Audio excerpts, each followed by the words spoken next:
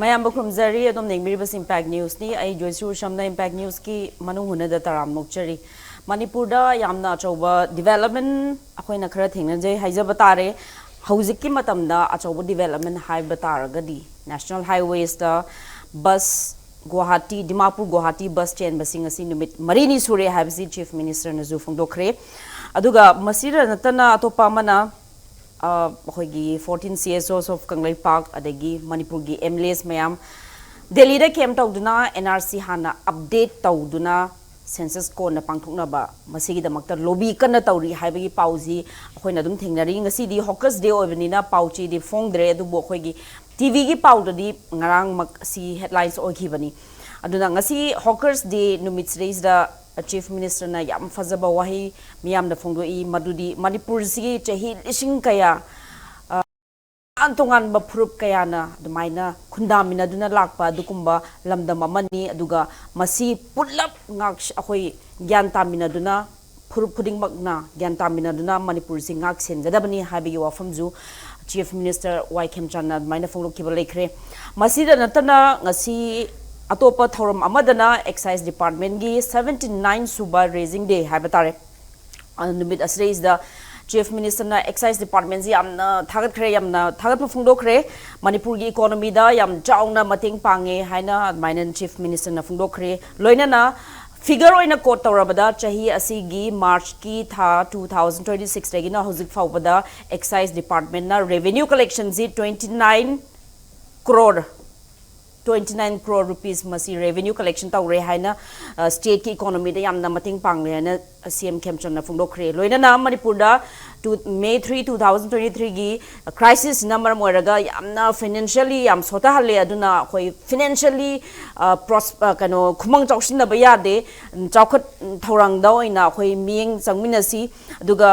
adum normalcy purakna ba hona ba taraga su miyamna normalcy ing chikba tangdu leita da admai yamne peace oba pamba taraga su element khara di adum peace like the naba normal season like the naba adum hona ba leira ba male habasi chief minister na main phongdo kimani aduna ngasi akhoi topic asi masida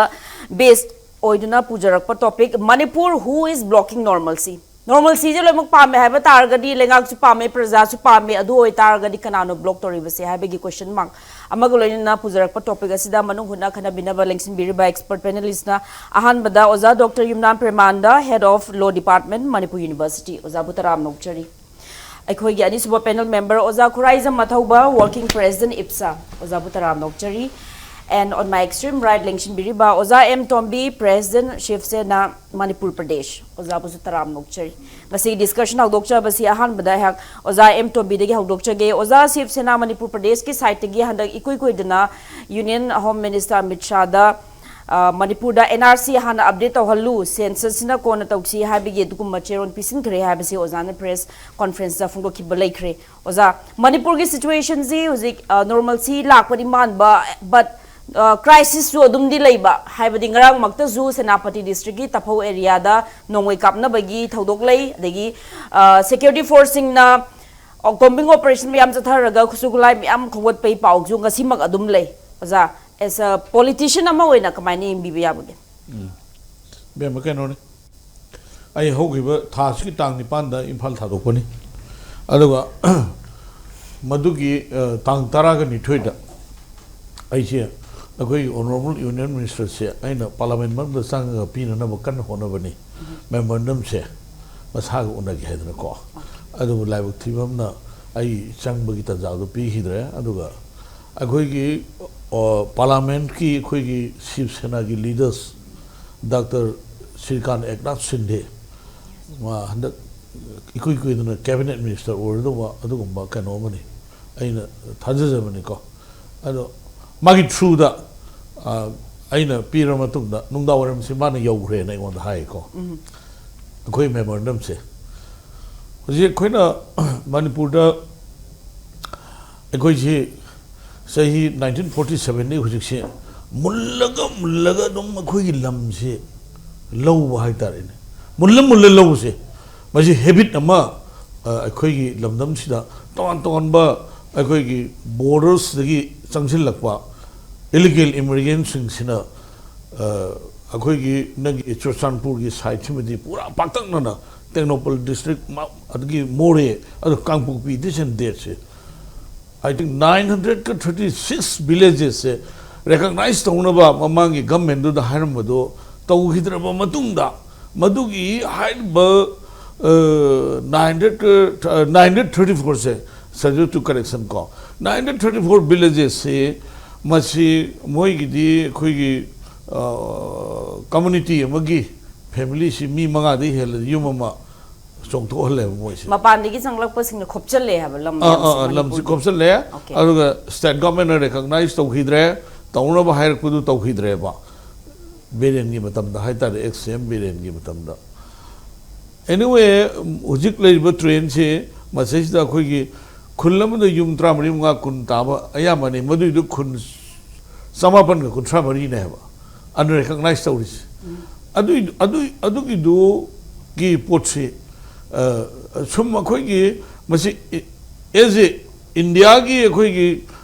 leiba kanu se akhoi Manipur gi miyam na haibana taba mugi tawhum thoba thabak ne ba mamang da honorable union minister home minister na akhoi gi sigi demographically change sama lakpusigi high power committee gi kanoma seme ba ahamba semasi adu Manipur da hana lakbiyo si aina mon pi bane ba Manipur da hanaasi step down to be on adu uchiki NRC adu ne ba uchikla bi pochi akoi lamji sum munmagi habit che hanagi le pai tare sahi tare khunda ku tumna ba hali lam loksan na honor mi ko adu munna na bugi hujik sum munna na bugi lambi du dum lai ba hai tare ne adu gi pochi masi ranti wanati ko masi di openly challenge to ne ba Sena di si yaro ba koi ranti to kan hai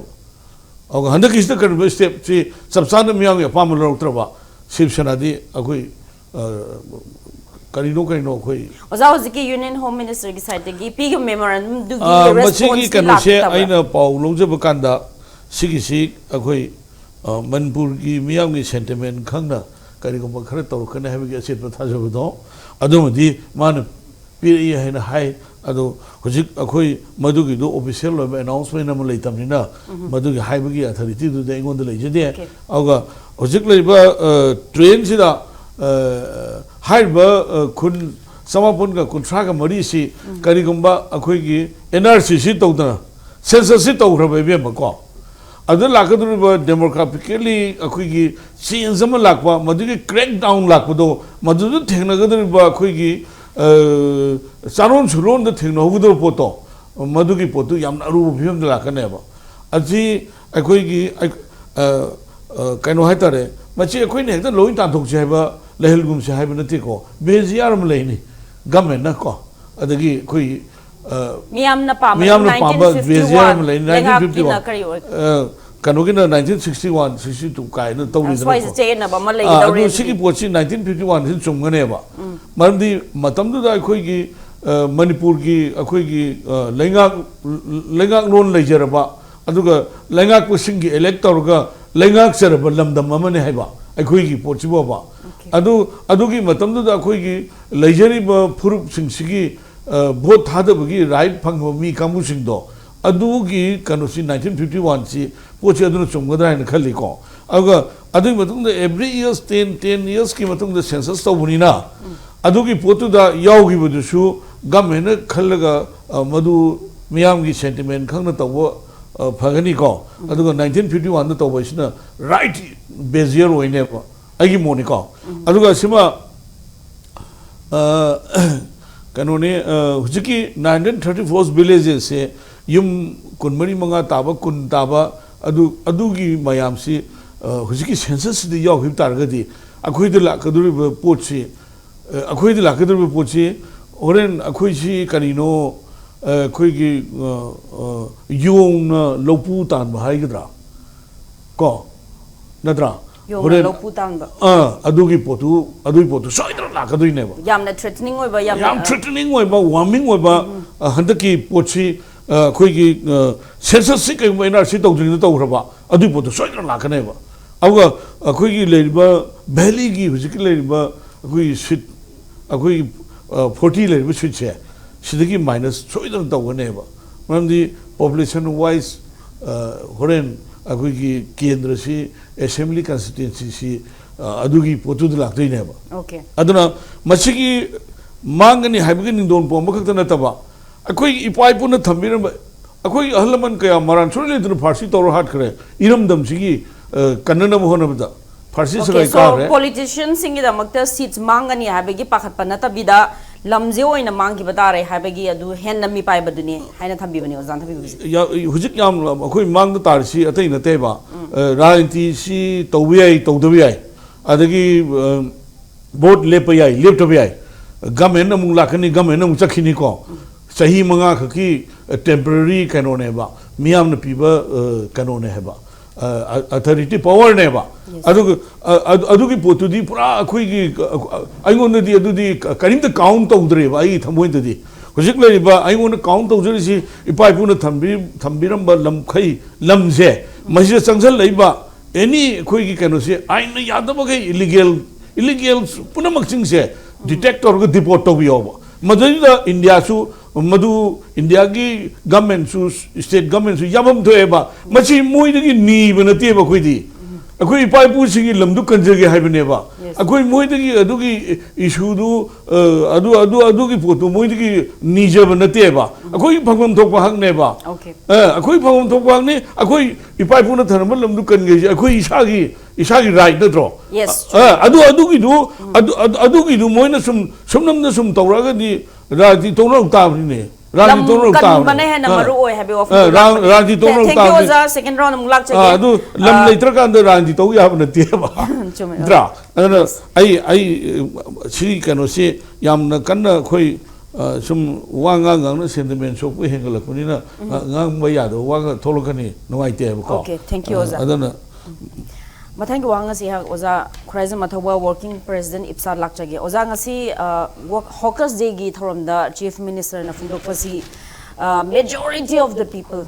Manipur gi miyam ayamba di peace pam ngaktani adubu miyoi khara na di peace normalcy je lakhaning da mi khara lei hai mana nakoina na hai je kana da hai ba oram gadoi baza no masi khulai pai basing da Sud Labor the high bow High National Highway number 2 is open to ring as you bus chele no passengers say some hangalakli hari normalcy lakli zomu hari duga normalcy bam the mile hibazimana zu kangla bagi must identify to see habi wafum zuhari Lengak pa amana mine higher globanina as a CSO leader as a civilian combined loganiosa. Koisi hujikse Joyshree Manipur da tholaiba or thoiba hujik thoiba irang sigi argument se cycle amadagi cycle amada chatkhraga mathang sum cycle jam chakhraga hanagi leramiba core issue singsi kaungnarakpagi mami mayam chawna tai ara hujik tholaiba pot khudimaki Karai the Giwagi Marudu, Hadimam Hanedana, Wagi Marudu, Yaudana, Wagi Marudu, Putotragadi, Ishusi, Aquena, Kahetare, Tunkoiba, Tangduletaba, Tunkoiba, Piva Mamada, Handelapada, Namoy, and Harise. Sigi Potsima, I understand Tobusi, what one of Bagima Mima, I'm John Tai Hetare. Hujia Quena, Miam Sida. Masi mogi government policy no erambe ai moina sanare je ke amthi sanara ke hai kanda khut che tat khibagi khoi gi I thuoga na China khang nai se law leiba sim dat kan biona timing sida chin na tong se men mane ar chin na tong se men matam sida ai short full ledna sido rena de dia si tamne naten de si tamte sido rena short suffocation tawmen wale dana ar short kitang hon phanga de na tawdara melamba na tondo chin do thador mo tan short hon phange na khut tat pa se kaw ne ai hingi sige to su siramni da ai se santi khra phange na khale adu khut tat pu di adu China se short phunbagi short phullaluraga sige tawraga thador ko da nungai budo aduna khut tat pa se kaw hon ge tawe adugi ponam yauri be khoi stage da mayam stage da manage to reiba conflict management khutou se yam sathi bai tare masi chumna gi swai da gi khoi gi mi ama ni na ga ita magi IQ ga thadar ga torok design di oide masi well crafted plan A da si toba horen si torokan da psychologically moigi society gi moigi miyam gi moigi civil society gi moigi sarkar pai ba kangu gi moigi MLA gi opposition gi moi kok si smain loin tobani si character ni si ne adun moi smain torokani study tawre smain torok ta ga di horen si plan B da si thajan ba plan B thajal moi du ngong na ring na plan A du moi kor ni adu intho khalore plan C thajan ba hana toroga khoi si loin ma conflict si manage toroga pubagi mami ni hujik ta rai se aduna somda khuttatna naraga laurumbado so phula hatke tobuda so thado put hatke toroga sidore min nangong toroga so thado podagi nungai baduna na khuttat pa kawalle. That is how the conflict or the crisis in Manipur is being managed. Masi managed to boise masi atopa entity macha group macha na ngam banate si the state craft natan atopa na ngam de mandi kaino power sumoi mo khutalei law sumoi mo khutalei while tauge sumoi mo khutalei tauroi sumoi mo khutalei thadok ki moi mo khutalei thajan gi moi mo khutalei takhai gi moi mo khutalei takhai roige kangkhat ki moi mo khutaloi lei moi mo khutaloi lei tro double engines government moi mo khutaloi lei kana tong kana lami phat pa kana ngam duino khoi civil society lami phat pa ngam bro akhoi lambi thingam bro khoina national highway thingam bro phat pa ngam bro akhoi thingen honor matam da thingal loge haise state ki mokhuta leitro che kangla tombi da naga sina thingena tawjabdo takhai dro yes natro mi tara hena sopan nangki phat ke ngam draba ado kayum kan dadi ngam daba malaga tholok pasudum thingen basudum yawdra mang ni yawgi dabra adu matam da phat pat tasena sungam ngam dabra duga housing na bus chain bus in marini sure have bus tu khatani chen ya jate kai mi ade atoba gari chalu da thindore idudi pharaga atai gari chapa ya de mi ani tawa thindore idudi patanu da thokani security yaudan chat ya de aduna masigi understanding se koi kitang bhab tamina bam changi adubu state china muji moina set tawrei ba moi gi mind frame sida yeng matam da di issue si akhoi issue si shanti hanjalakpa na hairaga shanti hanjalakpa si gi definition si yam lure mujik che akhoi gi manipur da shanti hanjalakpa gi definition se kai no nongmei kapak ta basi oidoira lambi phauroga bus khara chat pasina oidorira shanti hanjalakpa gi definition si kuki na metai hatta basi oidoira natragana nagana kuki hatta ba sina oidoira shanti hanjalakpa haibasigi definition se kari no nongoi makon ta da no oidoira kari na define to doino ba ada imphal manunda za ozik ngasi cobra CRPF personnel moi me am yaruga khoi cobra visual zu laigani tapau area da moi combing operation search to hai do kem tadi phangdi hai adune haje se koina shanti hanjalakpagi indicator se kari no oirige se khoi su ngawa ba kai no hai matam da aina record am check tawe ba hau ki ba me gi tang aroiba me gi tang kun mapan dagi na ngarangi tang kun mari august ki tang kun mari phau se sidai da thokri ba thodok se ama ani ahum mari manga taruk tare nipan mapan tara tram thoi trai trom doi heinous incident of crime nongmei yauba mi hatpa yauba yumei thaba yauba adumba incident of violence se tara mari manga thoe nungti gi tang ku mapan thoi kunthra thoi jun gi tang manga thoi nipan thoi mapan thoi tara thoi trama thoi thoi trampan kun thoi july gi tang ama thoi taruk thoi traipan thoi august ki tang kun ma thoi thoi kun mari thoi nungti gi thoi eba ada shanti hanjalak pai je akhoi imphal manung da mi hata badura imphal manung da kuki mite hana da ba yum metek tong na da ba nagaga kuki ga hana da ba imphal manung da hana da ba do adura kari no shanti gi definition ji akhoi bap ta de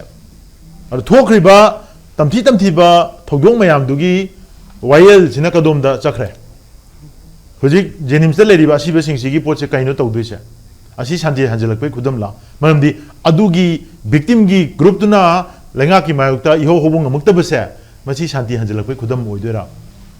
iho honing da bana ta hobong amakta ba madudi yam thina saroi banungai taba face tare dudi adagi di adugi yaning da bu amuka hogen to rumatam da legi da dugi magi nupi bo yor mama mi kai ngi security force na irang do shanti hanjanna bane hona bada chathara koda adumaina chaiting pibudura China pibudura aduna ra santi hanjalak pagi kudam oidoise IDP singna relief camp da yum halage na haibu bunga maktaba haining bagi hope se mangak pagi manga ga swai da kaino kaino yenga ga bara da kaida ingol mache ma thira ga pesa ka tungjal lon lorga tam tam na tumin mai gi hingna na ba panglai lei hibadu adura santi hanjalak pa haidoise mai gi masagi maram dam du di pura dum hanbangam dabida swai la dum just sauraga ngarang su ai mi group mama unai haibu group sina kana no hai kan da ka khoi 1992-1993 da more dagi lanjena kiba matam dugi naga kuki tong nama tam da lanjena kiba naga gi chinong myam do imung changa ga something muk member changa ga family member changa ga kunthani phumuk che makhoi sing du ne unari se moi se kadai lei singi mafam da je sami da kari da kanjo kamjo ma man thok adu bara da ten lei se hojik phok wadum lei aduna haibadi adu moi si laga sidai gu unaraga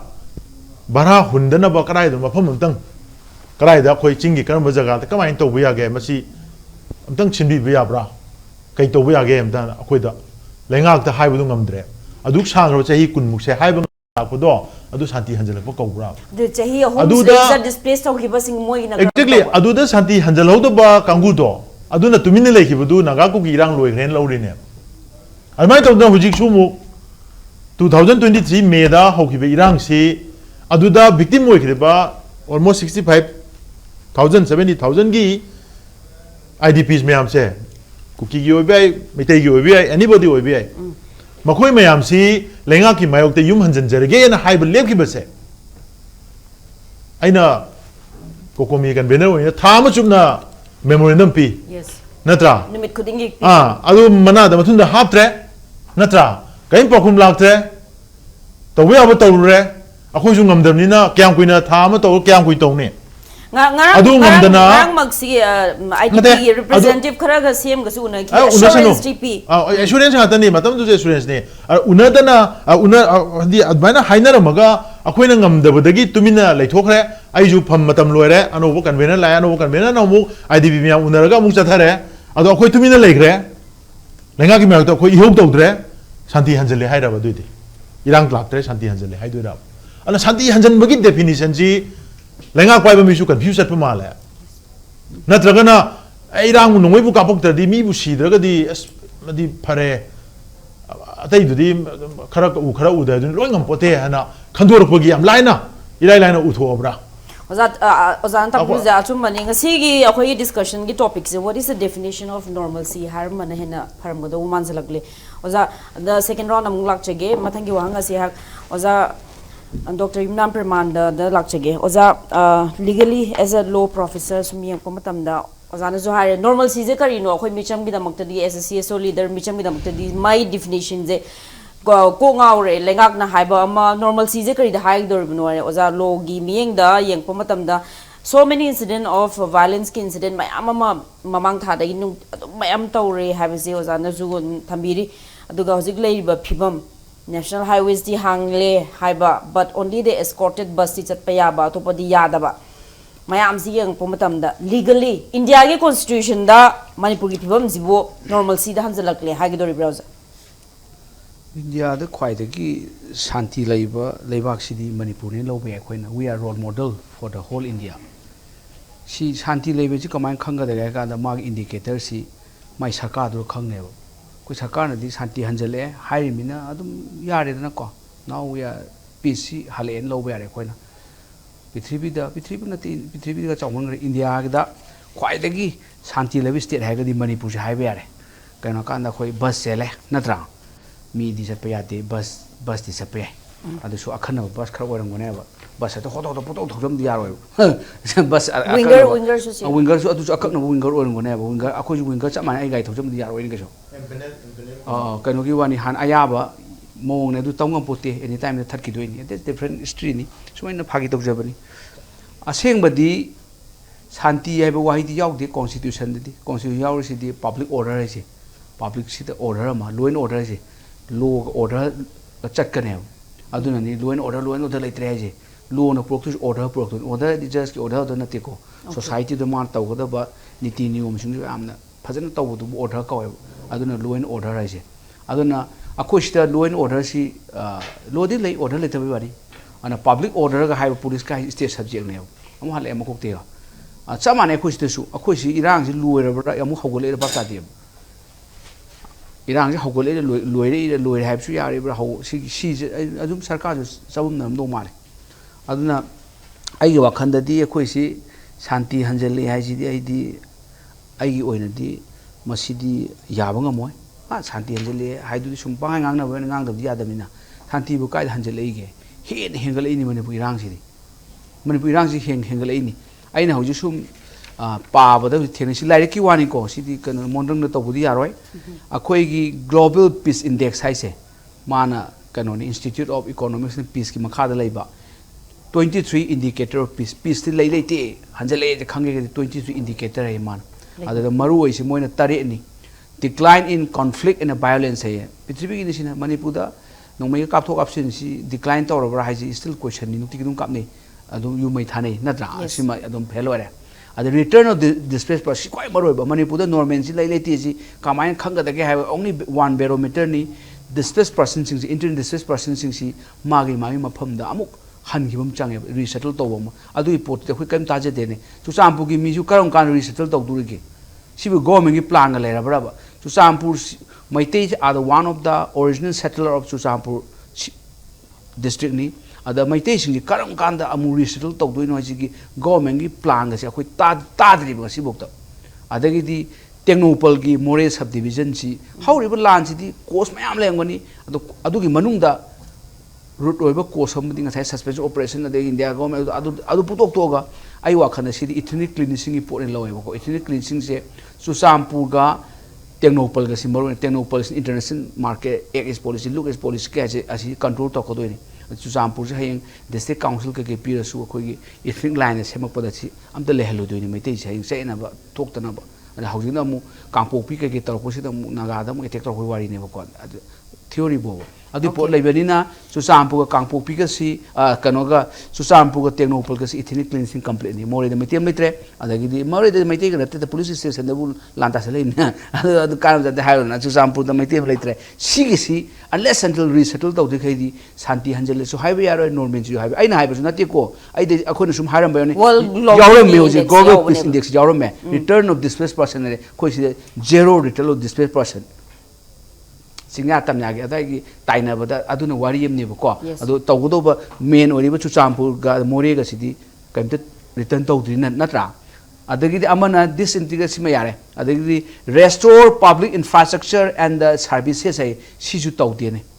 bus sel hai ba ne adu di bus ahum mari adagi di winger nungar ani hungi wari ne ko ha free for thawna dana jar thawu han ta kaim tawde ne national highway si kaim tawde siji sung hak tangi sum khoi shor hondu honjing hak tang thawi wa ne si program gu mane mi amani salama phai su ka chatta budi chat padu phai that's different thing ni ai ta su highway bu mi kharna control to ga leraga government na moi goina negotiate toroga bus alhala si yajare kain ta adu to hongna ber sinida madu fugai bam chang hai bani da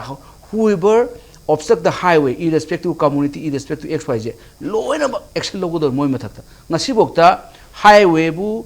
block to thami ba jiba sigi mathakta nong government nong mai ta ka khrobo mi ta phagrabo NSA palabro natraga highway national highway ek palabro kam banti terrorist ek ni akoi bharat nai sanita ge section 130 matun terrorist ek ni ade section akoi gi kaino gi matung ina 15 of unlawful activity prevention ek matung terrorist ek ni highway da thing ni se aji phagrabo nongta kam tawdre hamni da adudi tawgodo bo attack tu tawdre attack di nomai ka panate lo pangda bo lo object to adudi tawdre habani da aduna hujiki do restore public infrastructure and the services karim the thodo polite ban sai sorokha semi that's different thing ni revival of economic activity and economic activity revive to robra si ke su to the economy ga je ko kumai taram ne hai ba phajata bai wani manipur gi wa da mem lei pote lo in war bani kumai taram ko yam phangre duga aphang ba kharjuma man yam tangkhalle adagi aroi ba da hujiki global peace index gi phajam yauri simadi direct hit tawre khoda mana kulum doi people sida ina 7-6 khandok pone maroi boko point am strengthen rule of law rule of law strengthen to am akoi the rule of law lai ri bro rule lo lay the sing the Nomayan Sally, Natra, Adagi me putting and putting handing hardcani, Adagi the justice to Pangde, justice something as Sibukta, Tea the Tina hardkeeper, Naga Mangato hardkeeper, Adusu Paramani, Mate hardkeeper Paramani, Mayamsi, Amata, justice Pangdravani. Adu the Kata Kaha Rulu. Rule laws later. I am Pazam Hosikiza, Mui Ibu the rule laws, we strengthen to do Hakana Quinama, Laydana, Yam to Hainaba, Quid Wayani, Amana Kaino Hakanda, trust deficit, trust deficit oye. Adana community marks a trust amat, Sengot Kaduni, deficit to Menkar Kaduni. At the Amana Amalay, double F, forgive and forget. Later, Adana Sagi, trust deficit, the command Purakatake as a global peace index is a capagram. Lose it for the Salaka trust public trust Malakani. Adu the trust deficit of the Manipur, so man mentioned Mangamaro. Lambi Lagamoy, Saksamin, Ragamoy, the Nomin Naruga, Punctionamato, trust deficit, Oiram driver, trust deficit, Kandalam dre. Salaga the Ludu, Pazana, Salaka, and trust like to him. Terrorist Kimata to me the crackdown toro. Adagi, you can any have suspect operation out of the terrorist. What about suspended operation? Talk to no, Capo Captain Toromina, suspended operation, abrogate Haro, suspended abortion to stay go Macada Labany, and a hijack. Later on, a drug carry excel law, the highway timber, Dundee Piro, the updation of National Register of Citizen, 1951 update of no process. What about the government power is low in the Constitution? Yawani, she deleted the Salaga Bago Togo Pangdonati 162 ne. 163 ne 164 ne 246 ne 7 schedule ne sika khangaro lebanga po be lai poni 162 khango 163 khango constitution article niko 163 di council minister head of chief minister to aid and advise the governor quite the charge aduni powerful more powerful ji mane adu chatharo adagi di mikum khuding assembly pham kauraga law sembadi yadabani na executive power is coextensive with legislative power. Kaya na legislative power may am the law and above executive power salai we have. I have na ko constitution hai ni executive power is coextensive with the legislative power. Haidi saben schedule yauba state list amasung concurrent list yauba state to we have ko. Adu may law and order public order land lerang loi to adu sing do law pass to su executive order by Brasu article 162 ki makada law and above sathaba yaba si yauri ni si adun aina khambada si ni Manipur NORMALCY proxy peace proxy si ne ko adu gi potu yaw daba akoi gi malang da sung banga ngangna leiba santi pam do mi khra adu di mi du dandi piro dana adu mi adum leiduri I am a Santi Pam do me relay, okay, fine, so many lords ever when Santi Pam the Midu Canano pinpoint toro, Adu Lu Matun Dandi Piro. What do you call? Adu or the Santi do Adu mission, Adum Lerang on Yatraga, Akoi sarcastic and Calabro mission. See, and we are whether they are stronger, more powerful than the legally established government, legally constituted governments, the Hena power by Kempton, shopping a murder of Quinamoisi. Adu the Luru to come peace like the peace the money put the laps after now. Sidisum Nahatangi Kusem with artificial with Angangi, Kuki, Lay or her sea and Saba Lagumini City. Aquin Highway, she is seen as Saba Lerangum, Light the Kajapoti. Zado was a gay NRC, the tentacle luxury break luxury among the September Gitang, Anida Pamador Manipur Legislative Assembly series. There is NRC update over with 1951 base year Masigi resolution Kumbazilo Yabazala state Kioina, Mamang Loki, but delay high. Adu Masi NRC and census T union list of Nina Assembly Sidi Karita Wadiaba. Assembly the Kanabi, Assembly on record Lehonaba Yam Pazana Kanabi, NRC Kari Kanaraga Koi, Yamaru is a white paper and putopa. A question government white paper ma. Heidi Aquina Mundran Tawaro, NRC Tawasi Panalaws, Suyaro, Kangani Yadun Hakanda, Aquina. Must reason the Yumpum Chang, and I said to Karigino, Marum people, Dakar, so doctors in Nasi have a tea. Talk the Bayatris, Marum, Adu Data, the best of doing. Acquire the foreigner Kayam letter money. What you will call illegal immigrant Kayam letter money, Maggie ramification, the Carino, and security, the opposite Carino kind, high a pot home Sangiva. As Hangi Haraga, my Chitose. white paper on foreign issue is foreign issue ki white paper sida annex yaw de pa ba yon annex yaw sang thai white paper on foreign issue sumai to Manipur di white paper on illegal immigrant ka haiba puthopom change ba ko akoi ngasi bok state na state na di state government na adu ai khana ba di tajati adu masi puthok pa hai je assembly da manung da puthok gadori bra khana do ni assembly da mamang da hanu discuss sida aseng ba di government dum puthok su yare ba ko adu assembly da sumai ta ko white paper am ready da lai re aduna si matang da debate tawnar si assembly da khana ba yada ba leite by virtue of article 100 akoi gi 94 of the constitution India assembly loi khana ba khana ga da bani mamang da hana already two resolution 5th August 2022 reaffirming tawi March ki tang ama 2024 da ada en khamada khojik resolution sum lo le kana roi ai wa khanda di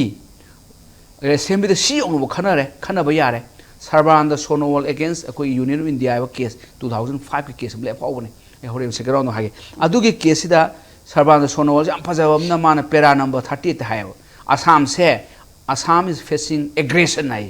Aggression of the land Tarapoto, land Taba Harga, no make up sudden atomu up sudden boom up sudden toes land Taba on the table. Land Taba Harga influx of illegal migrant harmony immigrant high. Illegal migrant mayam influx to last influx tawraga mafam dugi demography da change tawta ga di that also aggression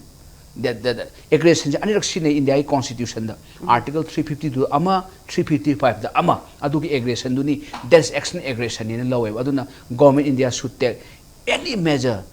masigi aggression thinno measure logadabani under article 355 art haleba ko halak padagi ni Assam NRC tawrisi measure du leitamni NRC tarakoi wane akhoi ju Manipur so income cha mane we are facing aggression by illegal immigrant aduni forest hangal adu hangal especially from Myanmar si je assembly da khano phai si case putho supreme court na bokta somai tawdana aggression ni haire in the context of Assam